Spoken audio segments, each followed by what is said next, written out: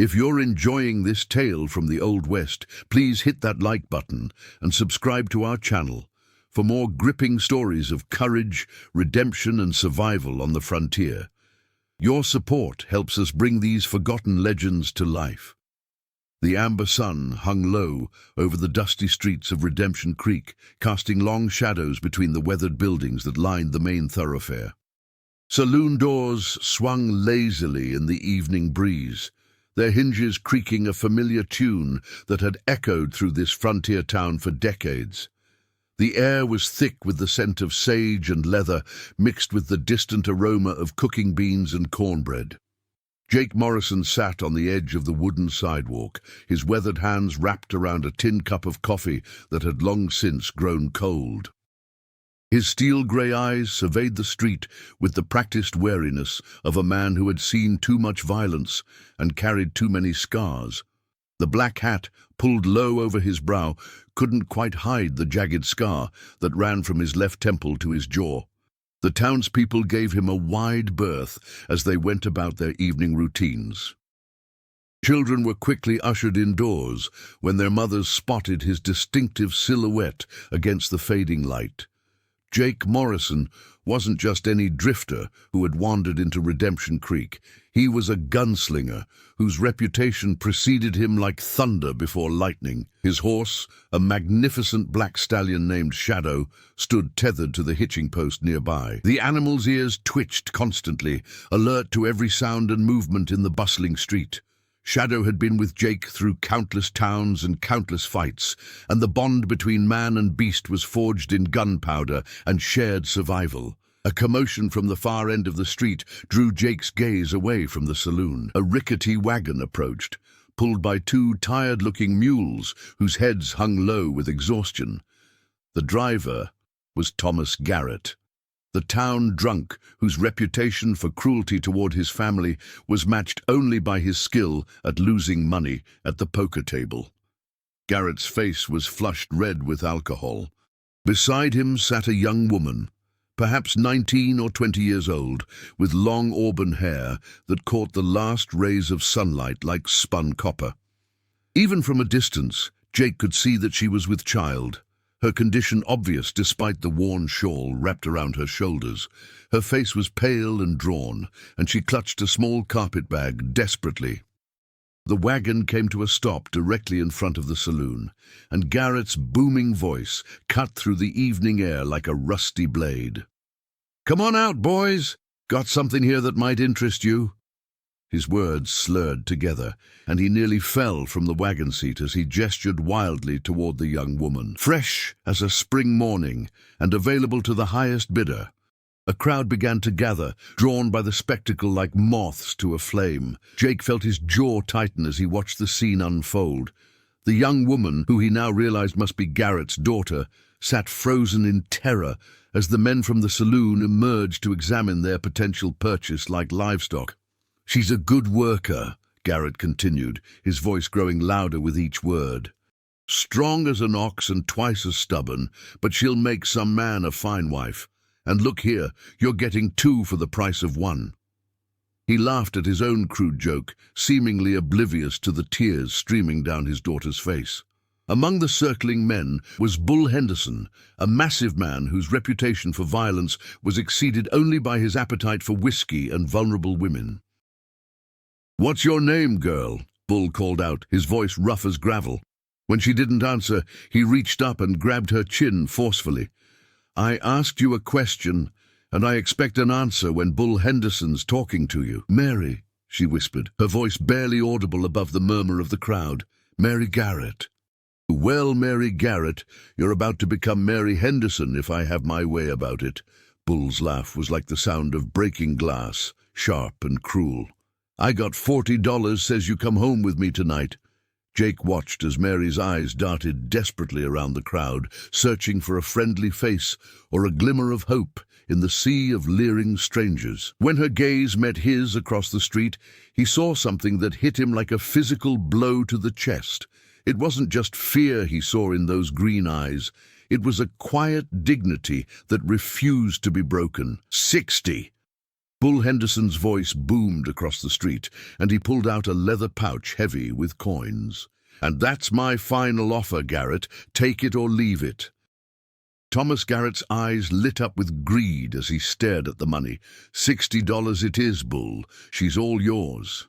He reached over and grabbed Mary's arm, trying to pull her toward the edge of the wagon. "Come on, girl. Time to meet your new husband."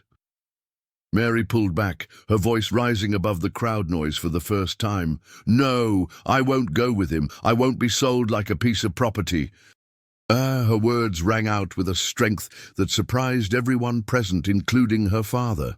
"You'll do as you're told," Garrett snarled, raising his hand to strike her. "I've fed and housed you for 19 years, and now it's time you earned your keep." The hand never made contact. Jake Morrison had moved faster than anyone thought possible, crossing the street in 3 long strides and grabbing Garrett's wrist in a grip that made the older man cry out in pain. The crowd fell silent, sensing the shift in the atmosphere like animals before a storm. "The lady said no." Jake's voice was quiet, but it carried the weight of absolute authority. "Seems to me that should be the end of the discussion." Bull Henderson stepped forward, his massive frame casting a long shadow across the dusty street. "This ain't your concern, Morrison. We're conducting business here, and I don't recall anyone inviting you to participate." Jake's hand moved to rest on the butt of his gun, a casual gesture that everyone present understood perfectly. "I'm making it my concern, Bull. The girl doesn't want to go with you, and I'm inclined to respect her wishes." The sound of Jake's gun-clearing leather was like a whisper of death in the evening air. The Colt .45 appeared in his hand with such fluid grace that several men in the crowd took involuntary steps backward. "I reckon we have different ideas about what constitutes value, Garrett.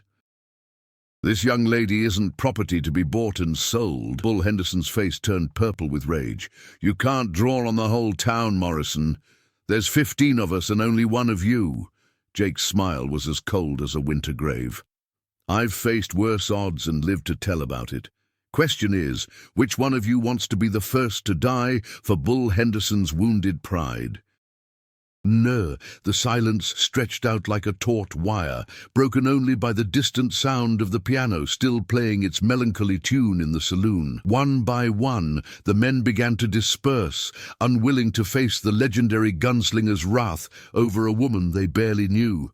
Bull Henderson stood his ground for a moment longer, then cursed and stalked back into the saloon. Thomas Garrett looked around at the scattering crowd, his dreams of easy money evaporating like morning mist. "You got no right to cost me that money, Morrison.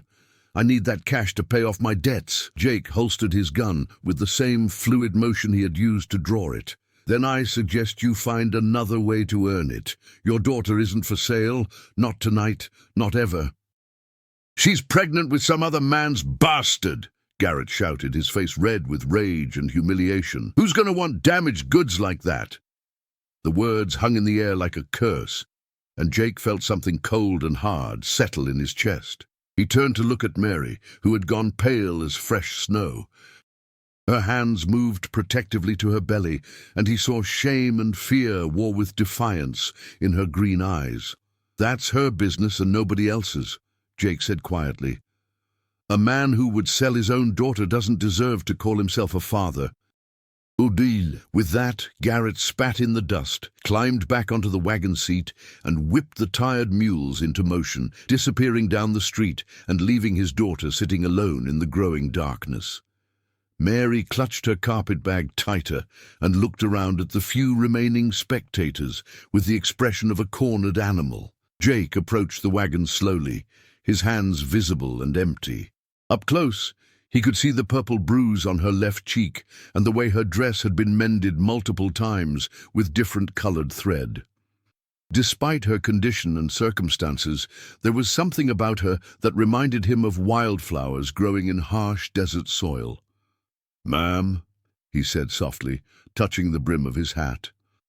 "My name is Jake Morrison. I realize we haven't been properly introduced, but I couldn't stand by and watch what was happening here." Mary studied his face carefully, looking for some sign of ulterior motive or hidden agenda. What she saw instead was a man who had killed many people, but had never lost his sense of right and wrong. "I don't have anywhere to go," she said simply. "And my father was telling the truth about one thing. I am with child, and I have no money and no prospects."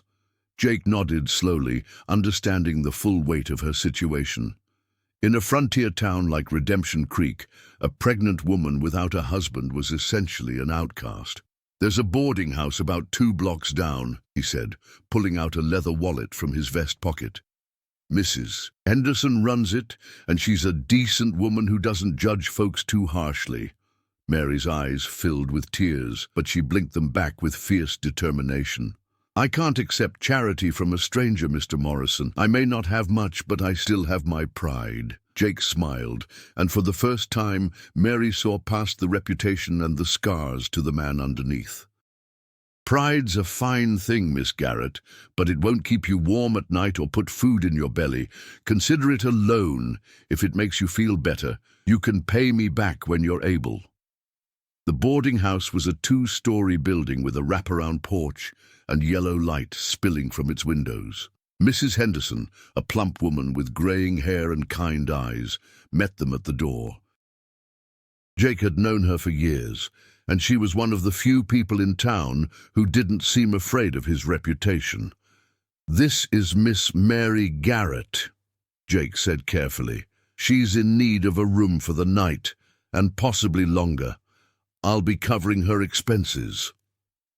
Mrs. Henderson's experienced eyes took in Mary's condition and circumstances in a single glance. "Of course, dear. We have a lovely room on the 2nd floor with a view of the mountains. It's quiet and private, just what you need." The room was simple but clean, with a bed covered in a handmade quilt and a washstand with a basin and pitcher. Through the window she could see the mountains silhouetted against the star-filled sky. "Thank you," she whispered to Jake as he set her carpet bag on the dresser. "I don't know why you helped me, but I'm grateful." Jake paused in the doorway, his hat in his hands. "Everyone deserves a second chance, Miss Garrett. Sleep well and don't worry about tomorrow. We'll figure it out as we go." After he left, Mary sat on the edge of the bed and allowed herself to cry for the first time in months. The tears came in great, silent sobs that shook her entire body. But mixed with the grief was something else, something she hadn't felt in a very long time: hope.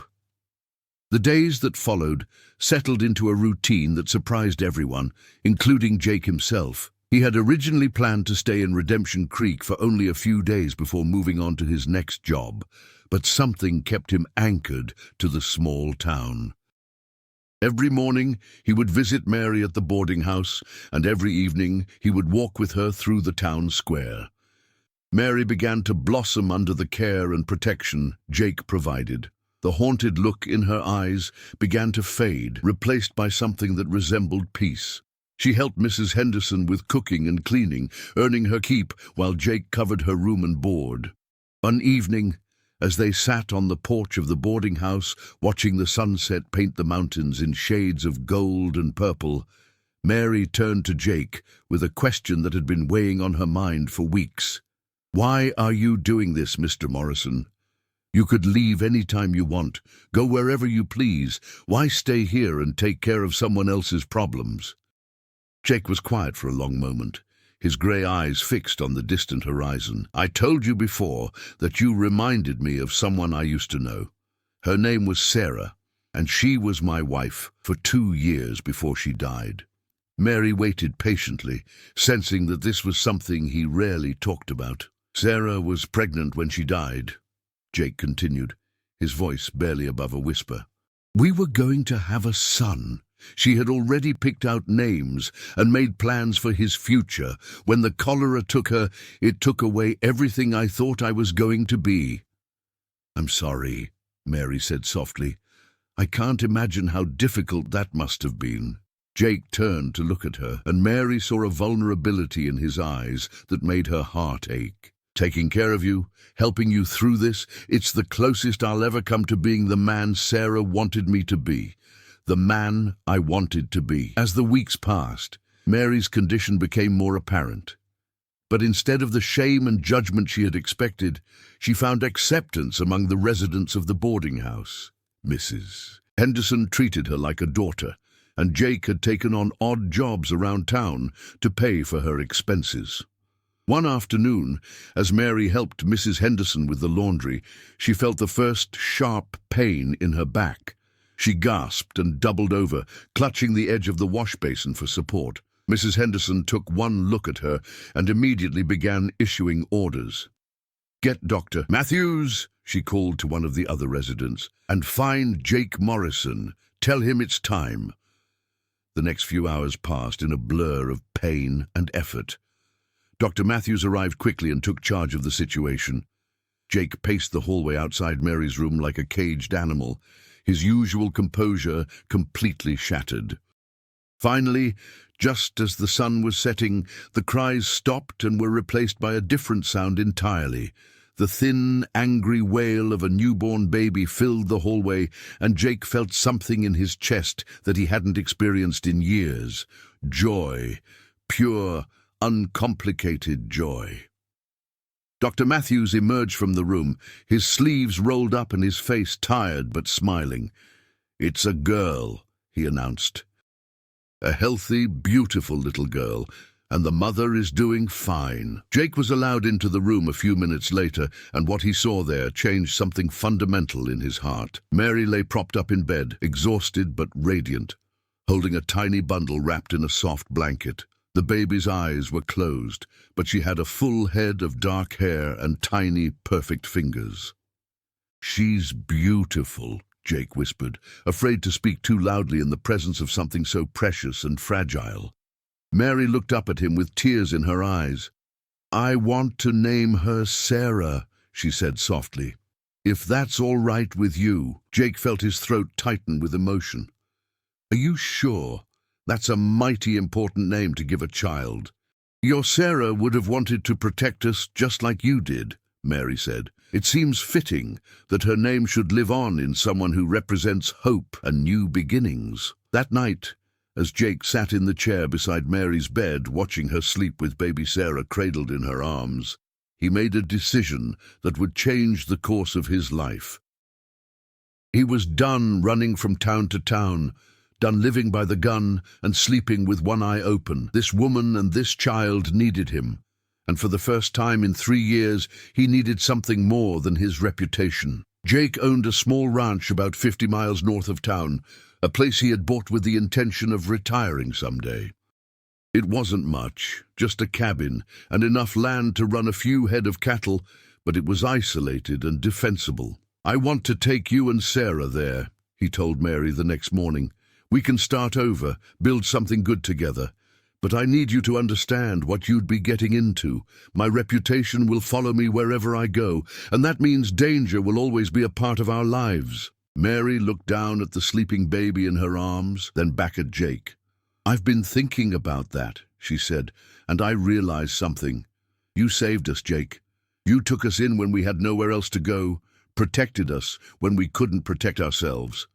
If that's not love, it's close enough for me." The ranch was everything Jake had remembered, and more. The cabin was small but solidly built, with a stone fireplace and windows that looked out over a valley filled with wildflowers. There was a stream nearby that provided fresh water year-round, and the surrounding hills offered natural protection from both the weather and unwanted visitors. Jake threw himself into the work of making the place habitable for a woman and child. He repaired the roof, chinked the gaps in the walls, and built a proper crib for little Sarah. Mary, despite having given birth only weeks earlier, insisted on helping with the lighter tasks, and together they transformed the bachelor's cabin into a real home. The first few months were challenging but rewarding. Jake had to learn how to balance his protective instincts with the practical needs of running a ranch. He built a chicken coop and purchased a small flock of hens, planted a vegetable garden, and acquired a milk cow from a neighboring rancher. Mary proved to be remarkably adaptable to their new life. She'd been raised on a ranch before her father's decline, and the skills came back to her quickly. She could milk a cow, 10 chickens, and preserve vegetables for the winter. More importantly, she brought a warmth and gentleness to their home that Jake had never known was possible. Little Sarah grew rapidly, her dark hair becoming curly and her eyes settling into a warm brown that reminded Jake of rich coffee. She was a happy baby who rarely cried, and Jake found himself completely enchanted by her smallest gestures. He would spend hours holding her, telling her stories about the mountains and the animals that lived there. One evening, as they sat by the fireplace after a long day of work, Mary looked up from her mending and said something that had been on her mind for weeks. "Jake, what are we to each other?" It was a question that had been hanging between them for months, unspoken but always present. Jake looked into her eyes and saw not just the woman he had rescued, but the woman he had come to love. Not the desperate, overwhelming love he had felt for Sarah, but something deeper and more enduring. "I reckon we're partners," he said finally. "Partners in raising Sarah, partners in building this life we've made, partners in facing whatever comes next." Mary squeezed his hand gently. "I'd like that, Jake. I'd like that very much." More, they were married by a traveling preacher who passed through the valley, a simple ceremony with only the neighboring ranchers as witnesses. Jake had worried that Mary was marrying him out of gratitude or necessity, but the love he saw in her eyes on their wedding day dispelled those fears completely. Sarah took her first steps on a crisp autumn morning, wobbling across the cabin floor into Jake's waiting arms. He caught her up and spun her around, both of them laughing with pure joy.